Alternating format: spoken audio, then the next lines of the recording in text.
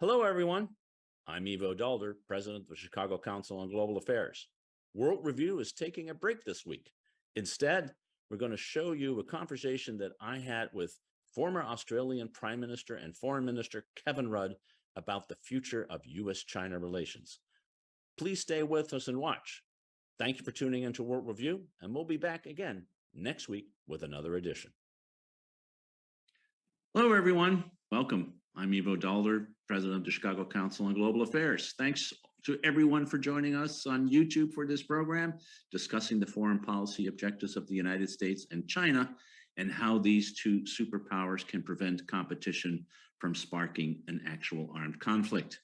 Before we get started, please note that the views you hear on this platform are those of the people who are expressing them and should not be taken as the views of the Council. If you have any questions and you'd like to ask them, please do so by typing ccga.live into your browser. Type in the question and we'll pick them up in about 30 minutes or so. With that said, I'd like to welcome our esteemed guest and speaker today for our conversation. Kevin Rudd served as Australia's Prime Minister from 2007 to 2010, as Foreign Minister from 2010 to 2012, and again as Prime Minister in 2013. He is now the Global President and CEO of the Asia Society, as well as the President of the Asia Society Policy Institute. In addition to having served as an Australian diplomat in Beijing, he is also a leading international authority on China.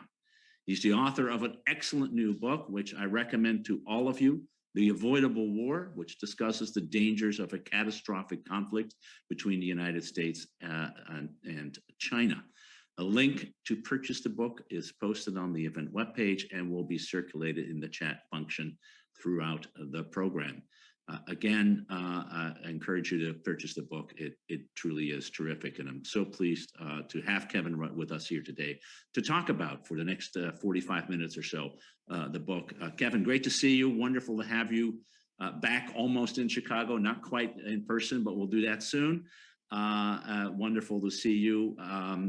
We've been talking a lot during COVID about the changes that have been happening in the U.S.-China relationship. They've emerged over the past few years, and I wonder if we can just start with the main thesis of your book. There is a possibility, if things don't move in the right direction, of actually a military confrontation between China and the United States. Why do you think that war is possible, and why do you think it is also not inevitable? Well, thanks very much, Ivo, and to all of our friends at the Chicago Council. I look forward to being back in Chicago sometime soon. On the two questions you pose, which is why is armed conflict possible between these two, and why is it in fact even becoming more probable than in the past? I suppose we would point to three core variables at work. Number one is the objective changes in the balance of power between these two countries. If you look at the military balance of power in East Asia, the West Pacific, between Chinese armed forces and those of the United States, things have been drifting in China's direction in most weapons categories, conventional weapons categories, for some time now. The economic balance, people will be familiar with. China is now the world's second largest economy. Perhaps in a decade's time will be the largest. And then the technological balance of power, where frankly, depending on which category of technology we're looking at, it's a mixed picture. Certainly in semiconductors, the United States is well ahead, but the gap is closing. So for those reasons, and because Chinese political and military leaders are realists by name and by nature, one of their key criteria for looking at what they do in the future is the changing nature of the balance of power, and they see this as drifting in their direction. Second factor, I think, Ivo, is just Xi Jinping's leadership style. He's an individual who sees himself as a man of history, a man of destiny, and as someone who will, as it were, change the dial. He's also put his foot on the accelerator in terms of China's policy of assertiveness towards the rest of the region and the world, including the US of A. And then the final element in this jigsaw, of course, is the American reaction. You saw it begin, I think, in second term Obama with the pivot to Asia. You saw it gain pace with the Trump administration's definition, finally, of China as a strategic competitor. And in the Biden administration, you see that strategic competition unfolding, perhaps in my argument, in a more systematic fashion than was the case under Trump. So if you like, they are the ingredients which push us towards the possibility of crisis, conflict, and war, given you've got this tinderbox of questions in the South China Sea, over Taiwan, the East China Sea, even the Korean Peninsula. And on the final question you put, which is, and why is it avoidable if it's possible? I come from a very old-fashioned school of diplomacy, Ivo, which is I actually think, Ivo, which I think is that political and diplomatic leadership actually matters, and it makes a difference. We've seen this repeatedly throughout history. We're not captive to some determinist set of forces which cause us all to be helpless bystanders just watching the inexorable forces of history at work. I think that's just a load of bunk. Political leaders can make a difference. And what I put forward in the book is the reality that given we are in a period of strategic competition, we can either have unmanaged strategic competition without any rules of the road or any guardrails, or we can choose through common design a de minimis set of rules of the road, guardrails, which will reduce the possibility of crisis, escalation, conflict, and war. And that's the burden of the book. So let's start. I mean, that's, I think, just a wonderful summary of the book. You still, I think, need to read all the details. So I want to encourage not just to listen to the summary here, but let's start with the systemic piece. What you actually start off the book referring to your good friend and mine, Graham Allison, his wonderful book, The Thucydides Trap, which is a historically based idea that the structure of the system sort of suggests that when power balances change, the likelihood of conflict goes up. Nothing inevitable, but it does go up. And I wonder to which degree we should focus on what China is doing to rise, as well as what the United States is not doing to keep up, or to what extent is the power balance not only what the Chinese are doing, but also what the United States is or is not doing. How should we think about that? Because I think declining powers, as we see with Russia, and we'll come back to that, can be very dangerous and take steps to make war more likely, as well, as I think Graham Allison would argue as well. So how should we look at those two factors, the relative balance between the US and China? You're right, Ivo, to point to Graham's excellent book, a friend and colleague of mine from Harvard. And the Thucydidean logic is certainly at work in terms of rising powers and established powers. And in Graham's work, looking at 16 historical case studies, he says that 12 of the 16 end in war. 4 don't. And so I always have a mind to look at the 4 that didn't and what lessons can be derived. I think if you look at the overall logic of this in terms of the nature of a balance of power issue, as you're right to point out, there are 2 elements to a balance, both what the Chinese are doing and what the United States is doing. Let me take the China question first. The key generator, if you like, of the changing balance of power between China and the United States has been 35 to 40 years of extraordinary economic growth. When Deng Xiaoping began the reform period in 1978, and by the time I arrived to work at our embassy in Beijing in the 1980s, the Chinese economy was about the same size in real terms as the Australian economy. That is no longer the case, demonstrably. And that extraordinary period of economic growth, however, has rested on the Deng Xiaoping formula, summarized as reform and opening, which, if you dig beneath the surface, is more market-based disciplines alive within the domestic Chinese economy to set prices other than state mechanisms, unleashing, therefore, enterprise to do what enterprise does best in the allocation of resources, generate productivity-based growth as a consequence. Then opening, which was in this newly and increasingly competitive Chinese economy, open the markets of the world so that the force multipliers of maximizing growth then correlate with the domestic growth model. And that has continued for the whole period of Deng Xiaoping through Hu Yaobang, Zhao Ziyang, Jiang Zemin, and Hu Jintao. Really through until about 2017. And here is the first qualifier to the question that you put about the changing nature of the balance of power. As Xi Jinping, for ideological reasons, Marxist-Leninist reasons, has moved the center of gravity of the Chinese economic model more to the left, away from its traditional market leanings. We see this in multiple areas of policy: state and enterprises policy, the attack on private sector so-called tech monopoly platforms. You see it also with the reinvigoration of Chinese industrial policy. You see it also in income distribution policy through what's called the Common Prosperity Agenda. The reason I spend a bit of time on this in answer to your question, Ivo, is simply to say, what is now an open question is the sustainability of the historical growth levels we've seen in the Chinese economy for domestically induced reasons, or what I would describe as policy failings. If this is sustained and this reorientation to the left continues in Chinese domestic politics, and that it affects the long-term trajectory of economic policy, we should expect slowing Chinese growth.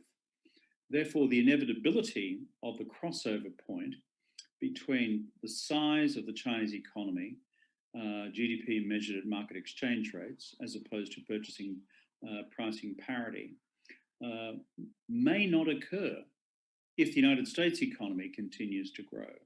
And if the United States economy continues to look outward rather than inward, and for example, fully utilizes the advantages delivered by NAFTA and whatever NAFTA's current acronym is, I can never quite remember it, and opens further in terms of its economic engagement with the rest of the world. So with a negative policy set, what I've described, or reset in Beijing, if that could be matched with a positive pro-trade, pro-global capital markets set of policy orientations by Washington and its democratic allies around the world, then the underlying economic assumptions of this balance of power that we spoke about before begins to change. And that, I think, is one of the fascinating unanswered questions for the period ahead. It's fascinating, and you've taught me many things about China, but this constantly thinking about what can sort of retard the growth model that's going on for 40 years is one of those issues, and what are the domestic consequences of that. So I wonder, with that zero COVID as a policy, which is now clearly failing for reasons we all know, it's just hard to once Omicron in particular enters a society, as you've seen in Australia and other places, it's and here and wherever, except the difference is in Australia and here to a much bigger extent we are in fact vaccinated. In China, the vaccination is both less and less effective. How should you see this as a shock to the system? They've been very, very good for the first 2 years of COVID. Are they going to see now the kind of shock that we saw in 2020? And what implications does it have for the Chinese economy and the Chinese growth model, and indeed for Xi Jinping's ability to maintain and extend his power? It's a core question, Eva. If you were sitting in Xi Jinping's office in Zhongnanhai, which is the Chinese equivalent of the West Wing, and thinking about 2022 at the end of last year, you'd be thinking things were reasonably fine and dandy. A few things going wrong, including the growth questions I spoke about just before. But basically, the horizon looked not too bad. And if you look at his catch cry at the end of 2021 for 2022, the catch cry announced loud and proud, and somewhat pleadingly, I think, to the party as well, was 2022 is a year of stability. Now, If you look at the reality of unfolding 2022, it's been exactly the reverse. You've had what you've just described with COVID. If you're the Communist Party under Xi's leadership and you've trumpeted yourself domestically for the last 2 years as being an effective totalitarian or authoritarian party, which can get stuff done with managing large-scale pandemic activity, as opposed to those crazy capitalists in countries like the United States and Australia and the Europeans to some extent, then this has become this badge of political honor and credibility and legitimacy for Xi Jinping over the last couple of years until Omicron jumped the boundary from Hong Kong, jumped into Shenzhen, big shutdown there, big impact on growth. Now it's in China's largest city, Shanghai, which is the commercial center of the country. And the lockdowns in Shanghai have been extensive. And friends of mine have been sending me street shots of signs put up by the propaganda apparatus in the middle of town saying, don't spread pandemic rumors, otherwise you will meet the full force of the law. Now, to me, that sounds like a regime not entirely comfortable in its skin at the moment about the food shortages, the distribution problems, etc. So will it actually lead to large-scale loss of life because of the problems with vaccine regimes that you pointed to before? Unsure, because it's Omicron and it's not Delta at this stage. But this has meant there's been a big hit to Xi Jinping's domestic political credibility. And the final things to roll in is, of course, his overreach in supporting Vladimir Putin on Ukraine. Within the Chinese political system, of course, it remains hermetically sealed in terms of its party discipline. But those of us paid to ferret out where there are differences within the system, the critique of Xi Jinping internally is he's gone too hard, too fast, and too far, in excess of what the system would normally tolerate, in being out there as Vladimir Putin's best buddy, particularly on the eve of the invasion when they were both together in Beijing for the signing of that quite remarkable joint declaration between them. Put it all together, Ivo, what do you get? A very interesting set of politics going into the 20th Party Congress this November, which will determine whether Xi Jinping gets a third term. My punt, right now, he'll get a third term. If there's a major catalytic event, however, between now and then, hypothetically, something as serious as, for example, the fall of Putin in Moscow, which my Russian analytical friends tell me is improbable, but something like that would send shockwaves into the Chinese system domestically. The more probable outcome is that Xi is appointed based on what we know at the present, but maybe he will not get up around him all the folks that he wants to get up and the rest of the central leadership apparatus. And he would be more constrained in the future in the third term than he's been in the second. That, I think, is very much now the open question.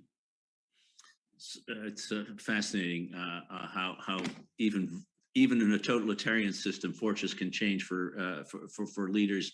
I wanted to drill down a little bit on Ukraine and sort of this question about how tied do you think Xi and therefore China, and there's perhaps a hypothesis in there, is to Putin and Russia.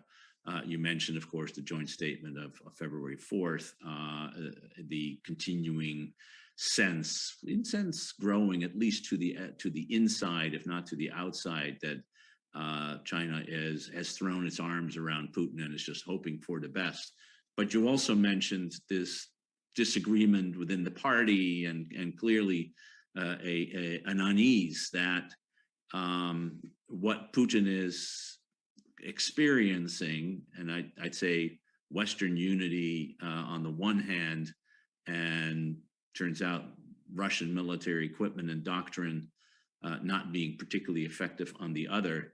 You're sitting in Beijing and saying, where did we get our military equipment? And is the West does this to Putin? What are they going to do to us?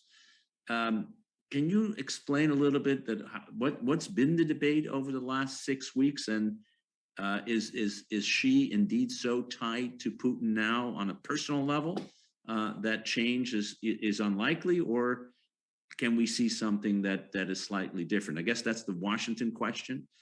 Can somehow China be taken away or reduce its support for Russia, or is it all too late and the only way we can do it is to punish them? How do you see the dynamic? Yeah, well, Ivo, you're the person who knows best how to diagnose what's happening both in Ukraine and Russia. And I defer to your judgment on those questions, given your extensive experience. On the China angle of it, which is where I come in, here is my best call of the board, if you like, in terms of what I think is happening. Number one is the underlying Chinese strategic judgment, which is we in Beijing want, above all circumstances, to have a benign and ultimately compliant relationship with the Russian Federation, that is, Russia being compliant to China's interests. That's our abiding strategic interest, because most of the Russia-China historical relationship has been adversarial, both in the Soviet period, frankly, and certainly in the Tsarist period, the contestation of the border, etc. Second, and related to that, the Chinese have wanted to have not just stability on their border with the Russian Federation is a goal in its own right, but because it's this enormous releasing mechanism of Chinese strategic effort, energy, and resources to dealing with their principal strategic adversary and competitor, the United States, both regionally and globally. And thirdly, the Russians have always been seen from Beijing's lens as strategically and tactically handy. That is, by rolling out a series of Russia-driven strategic diversions, as Beijing would see it, be it in Syria, be it in Libya, or now in Ukraine. In other words, to preoccupy the United States and other theaters. So there is a very deep system-wide view of these questions in Beijing. However, the critique within the system of Xi Jinping is that he became far too overt about it in his public political embrace of Vladimir Putin in recent times, when they've each described each other as their besties in the world. This is something that Chinese political leaders never do. They don't have besties. They don't use that term. Xi Jinping has used that about Vladimir Putin. So that raised question marks in the Chinese political consciousness as to why he was doing that. Secondly, the no limits to future strategic collaboration phraseology of the 4 February statement. And thirdly, the fact that that document itself, for the first time, reflected an explicit Chinese position taking on internal European security matters, NATO expansion, and, quote, Russia's legitimate national security needs. So in the body politic in Beijing, and remember it's a 92 million strong party, which while an authoritarian state is still this kind of massive opinion within it, which sort of ebbs and flows in various directions. In the internal debate, it would be a critique of Xi Jinping, which says he went too far in the declaratory stakes here on Vladimir Putin, even though we accept the underlying logic that we don't want to part company with the Russian Federation, even when they go to excess. The caveat, Ivo, is simply this. There is a further critique in Beijing, that this is undermining China's long-term interests in Europe, which China actually does care about. Chinese system has reached its own internal conclusions that one form or another of economic and strategic decoupling with the United States is underway, and that Europe therefore occupies this quite critical swing position as an alternative market, as an alternative source of capital, as an alternative source of technology. And therefore the other critique of Xi Jinping is that you've now alienated Brussels, Berlin, and Paris.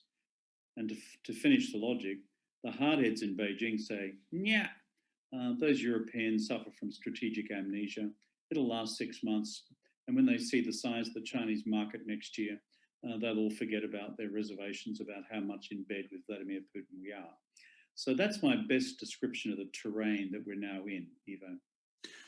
So, and I'm going to turn to questions in a minute. And if you want to ask a question, please type in that question when you go to your ccga.live and your URL, and we'll get to it in a minute.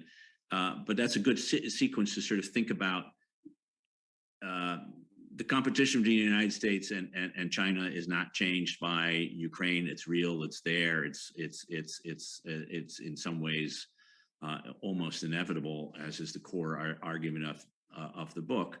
What does the United States do, given, for example, the centrality that you point out of Europe in that competition, whether Europe is on the U.S. side in a confrontation with China, or more open to being, as the Chinese would like it, to have an independent foreign policy, as I think the Chinese Prime Minister said the other day.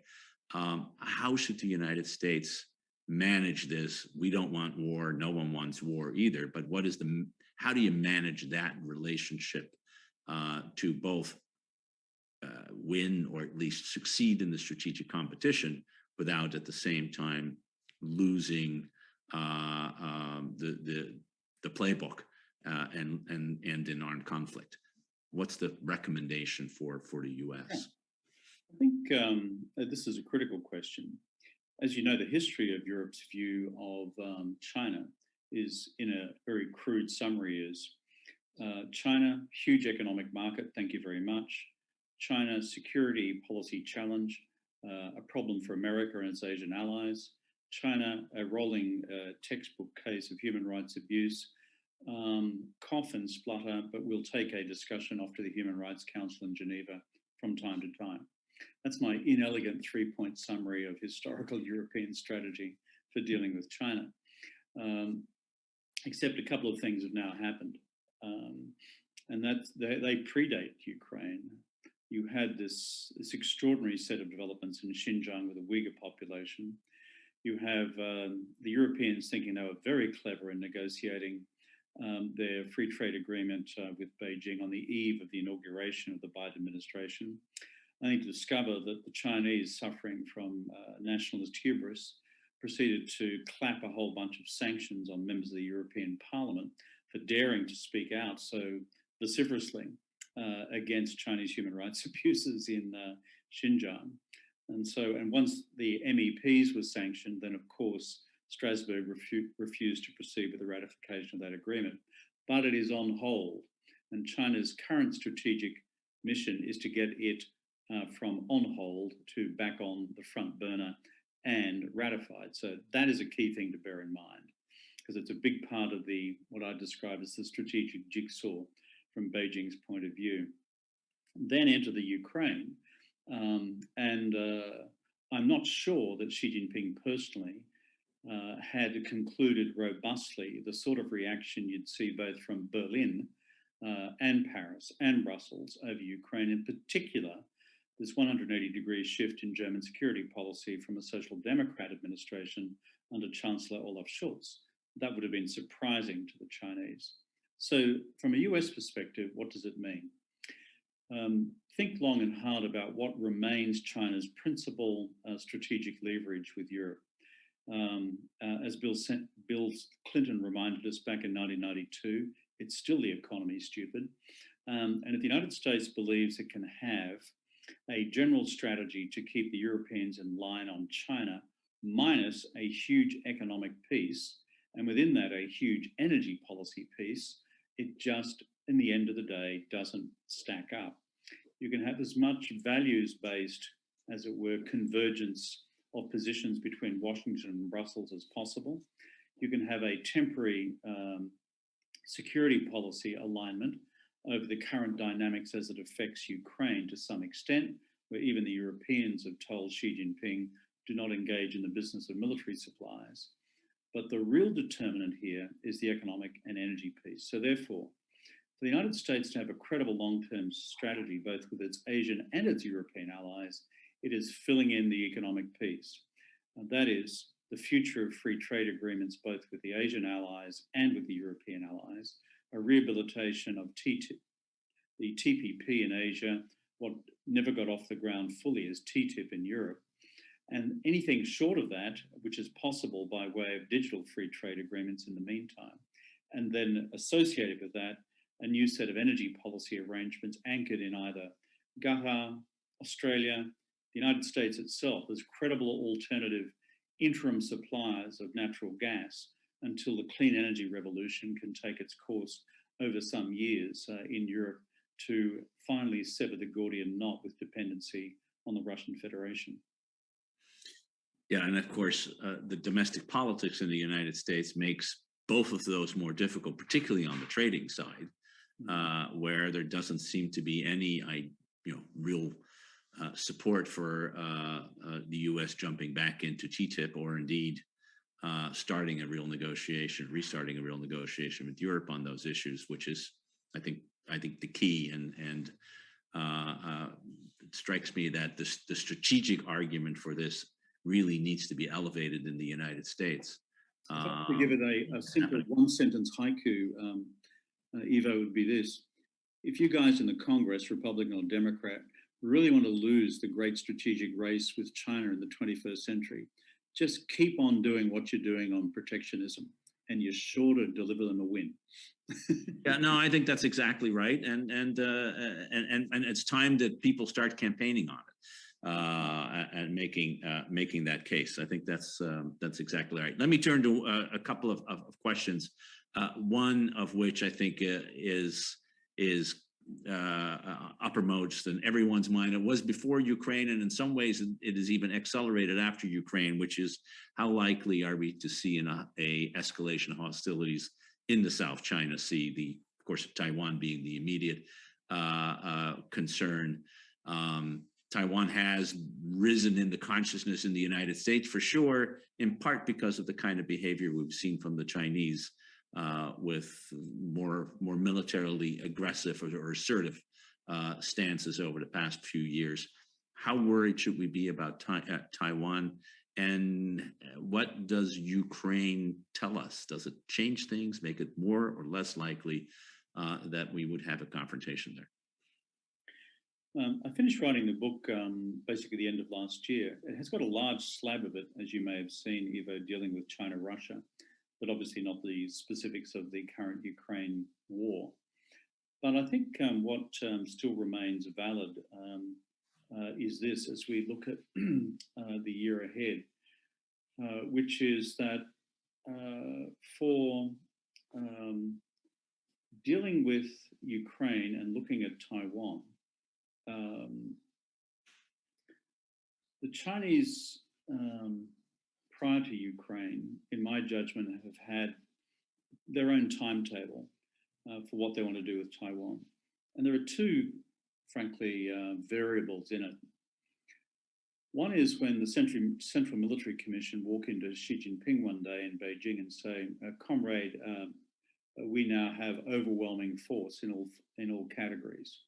And we therefore have not just a high probability of success, but an overwhelming probability of success in a military showdown with the Americans and the Taiwanese, assuming the Americans were in it." They're not there yet, but their projection is to be there by decades end, which poses interesting questions in terms of what the US and its Taiwanese partner does between now and then vis-a-vis their own deterrence within the region. The second tripwire in the Chinese mind, in terms of when they're ready to go, which is animated acutely by what's unfolded in Ukraine and with Russia, is how would the Chinese navigate a massive financial sanctions regime against their own economy, given that, like the Russians, they are dependent on SWIFT, and like the Russians, they are dependent overwhelmingly still on the US dollar-denominated global financial system. But the Chinese game plan, in my judgment, has been to insulate themselves against those vulnerabilities by decade's end by moving towards the floating of the RMB by decade's end and by increasingly becoming less dependent on a US dollar-denominated international financial system, by opening its own capital accounts and making the renminbi more tradable, thereby not having this sword of Damocles hanging over their head as the Russians have had on Ukraine. For those two sets of reasons, I've argued that the Taiwan scenario is real, it's dangerous, part of the reason for writing this book. In fact, I outline 10 scenarios as to how Taiwan could turn out if no policy changes are undertaken either in Washington or Beijing or Taipei. But I think the preferred Chinese timetable, Ivo, remains decade's end or early the next decade, rather than some of the more excitable commentary I've seen in the United States in recent months, which says, oh my God, the Russians have invaded Ukraine, therefore their Chinese partners are about to do the same in Taiwan. It's not like that, it's more complex. Yeah, that makes a lot of sense to me. Another question, which I'll try to sort of reframe in some ways regarding Africa and Latin America. I mean, one of the notable things about the Ukraine crisis is the unity of the West, and your country sending armored personnel carriers to Ukraine. Who would have thought that? In addition to all the other things that Australia and other countries in the West are doing. But the other notable thing is that the rest of the world, frankly, isn't there.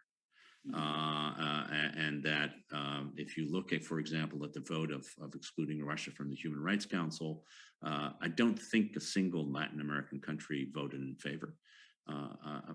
Costa Rica may have, so don't hold me to it, but it's pretty close, or a single African country. And part of the competition that we are talking about between the United States and China is taking part in those parts of the world. Do you see the Ukraine crisis as an opportunity, for example, for the Chinese to strengthen their hand globally in these kinds of places, because maybe the West is overplaying its hand or is seen as overplaying its hand in various capitals in Africa and in Latin America? How should we think about the competition there in the aftermath of Ukraine, or is in fact Ukraine have no impact on it? The competition's real. The Chinese are doing a pretty good job, and the U.S. isn't. One of the virtues of the UN system, it does give us a rolling barometer of where international political opinion actually stands, and you will have followed the earlier UN General Assembly resolution, which was a straight condemnation resolution of the Russian invasion, which passed with 141 votes, a significant number of abstentions, and not a whole lot of votes against. That narrowed when you get down to the Human Rights Council exclusion vote, as you've just described.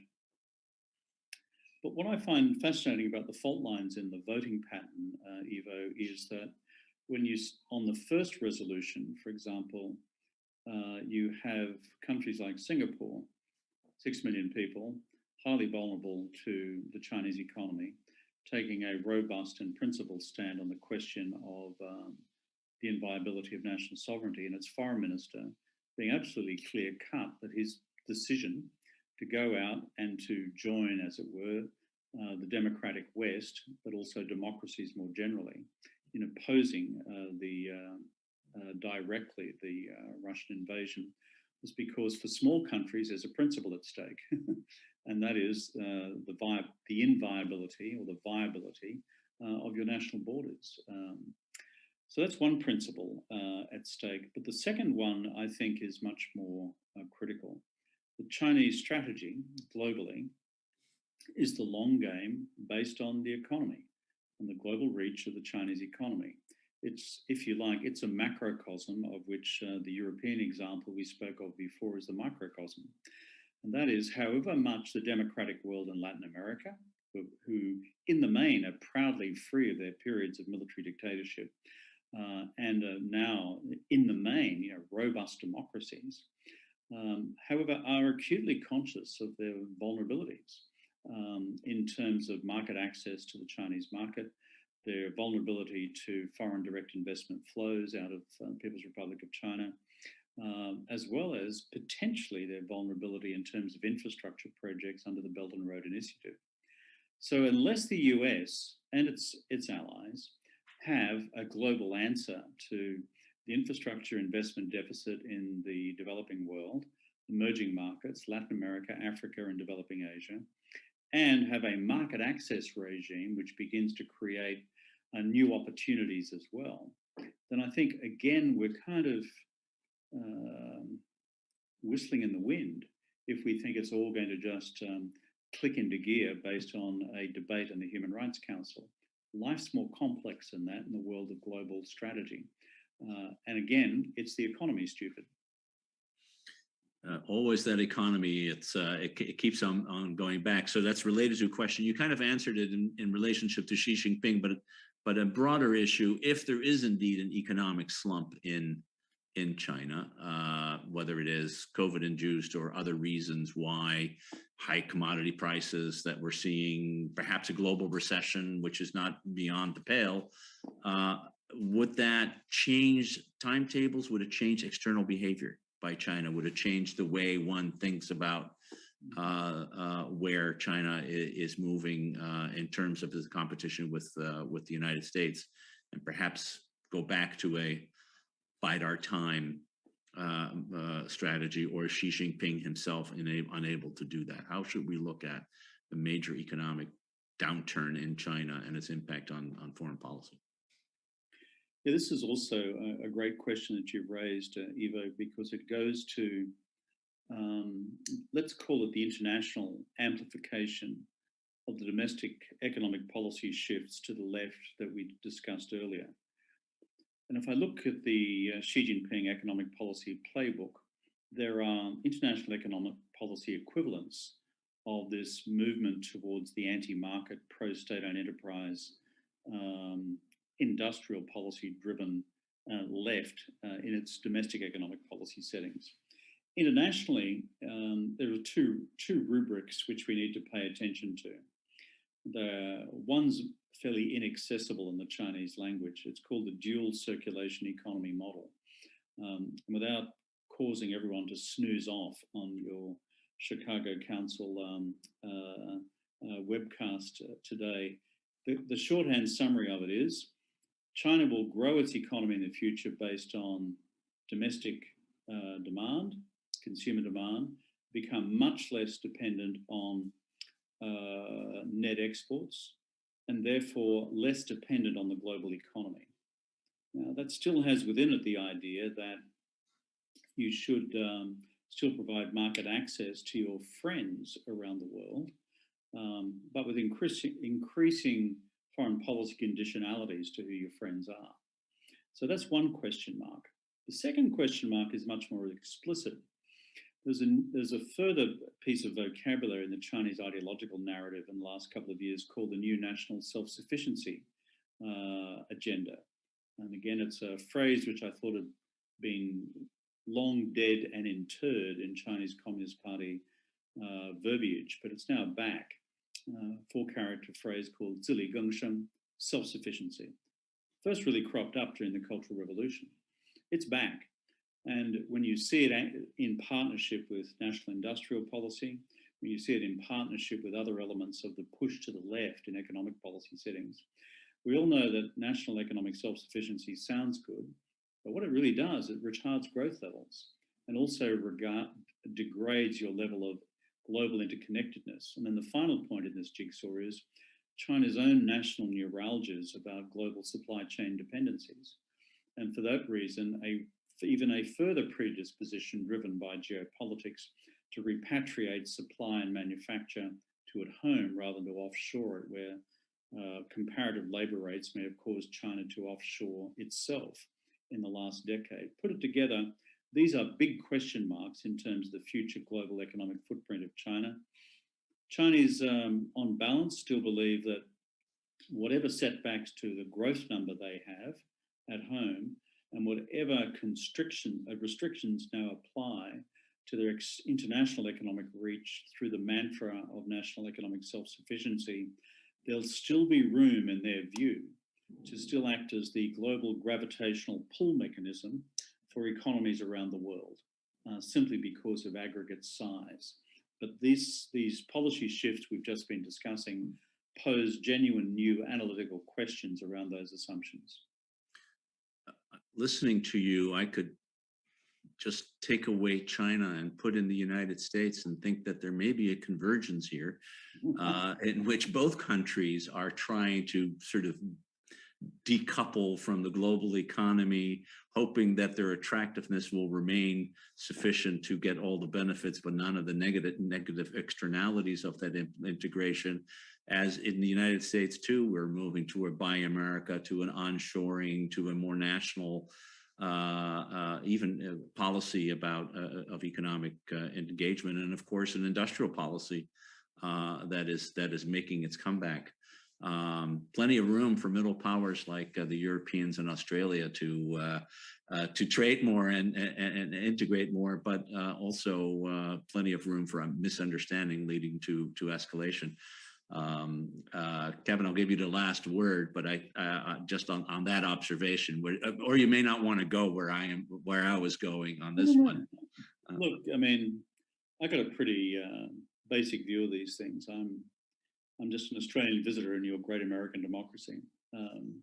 But as you know, we tend to call a spade a shovel. And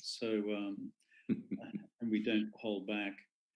You know, if you're the American script globally, which is freedom in politics, freedom in markets, and freedom in societies, or open politics, open societies, and open economies, there's a natural narrative here, which is to become that in reality to not just the Western Hemisphere, and by extending NAFTA, frankly, across the Americas, but also to democracies everywhere. And you will find it will so radically enhance American growth that any mercantilist alternative, any protectionist alternative, any national self-sufficiency industrial policy alternative would be much less yielding of a good result in the economic aggregate for the country at large and for the prosperity of working Americans.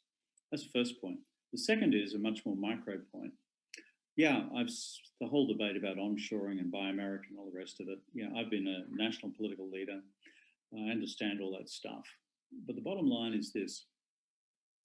Because the democratic world is a big one, and even within that, the United States to this day has 46 treaty allies around the world, okay? The Chinese currently have got one. It's called North Korea. The United States got 46.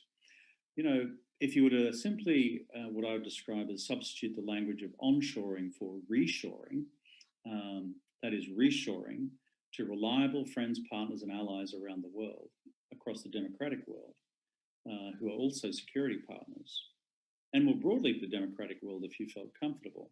That's a powerful message in itself in terms of sending America out again rather than trying to rebuild something which is not easily capable of being rebuilt from an earlier age. I couldn't agree with you more. I think there's a huge opportunity here, and actually Ukraine opens up that opportunity to build on the unity of the West, institutionalize, formalize, deepen it. But it needs not just a political and a military dimension, it really needs that economic dimension you mentioned earlier. Absolutely true. Kevin Rudd, thanks so much for really terrific conversation. Everyone tuning in, thank you for tuning in. Don't forget the book we were talking about, The Avoidable War. It's available at our events page. Click on the button and you'll get a book in the mail in a couple of days, and you won't be disappointed. Kevin, thank you so much for joining us. Hope to see you soon in Chicago.